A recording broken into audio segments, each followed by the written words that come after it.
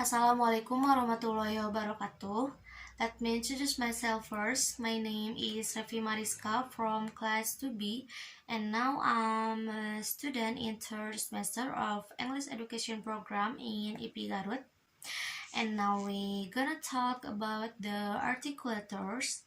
As we can see in the figure, that is the articulators, and the first we gonna talk about the larynx. The larynx, also known as the voice box, is a muscular part of the sound producing organ. The larynx produces many different airways for from the lungs through the mouth. All the sound we produce starts from here, the bottom of our neck. And next we have purring. The purring is the second part after the larynx. The location of this part is just above the larynx. This cavity or tube is about 7 centimeter long in women and 8 centimeter in men. At the end, it is divided into two parts. One part being the back of the oral cavity, and the other being the beginning of the road to the nose. And next, we gonna talk about the soft palate. The soft palate or volume, as shown in the diagram, it is in this position. It is possible for air to escape through the nose and mouth because we are in that position right now. But often when we speak, this part is raised so that the air cannot escape through the nose. This part is also one part of the articulator, and that can be touched by the tongue, or our tongue can touch the soft palate.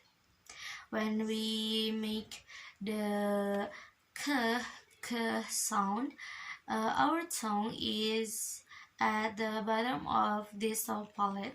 We can call this a velar consonant. And next, the hard palate. Hard palate is often also referred to as roof of mouth because this part we can feel, and this part we can feel with the tongue like a smooth curved surface. Consonants that are made or produced with the tongue near the hard sky are called palatal, and this is like the ch sound in yes is palatal.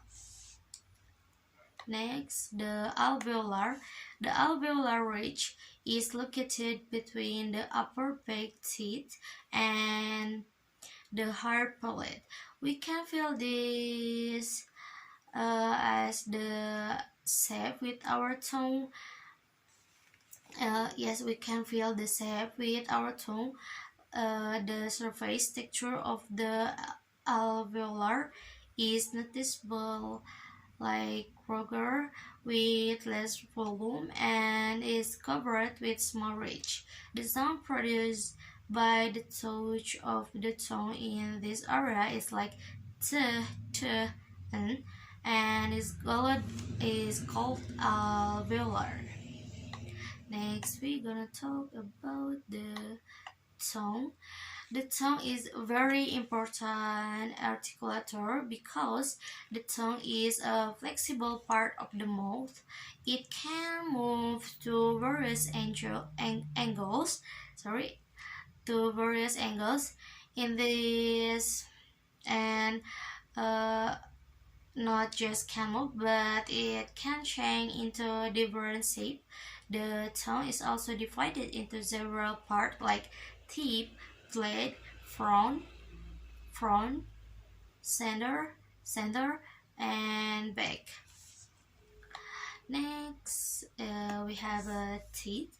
Teeth, also like upper teeth and lower teeth. As we know, the teeth are located at the front of the mouth, firstly behind the lips.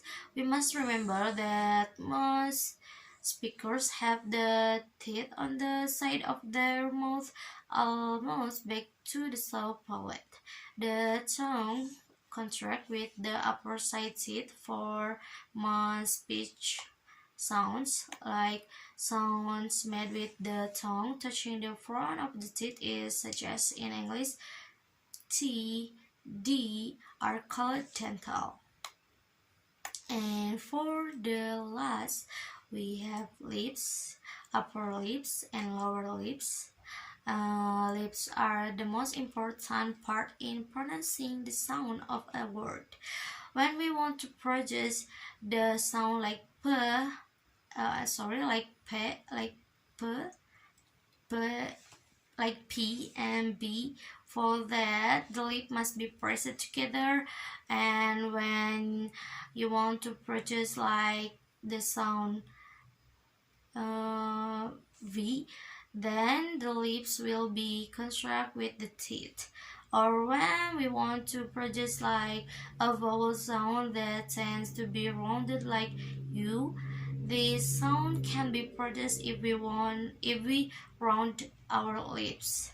And the sound in which the lips touch each other is called bilabat, and while the contact lips called labiodental. I think that's all can I share in this time. I'm sorry for the mistake or my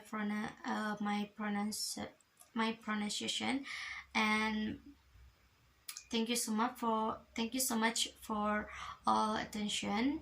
Um, Goodbye. Wassalamualaikum warahmatullahi wabarakatuh.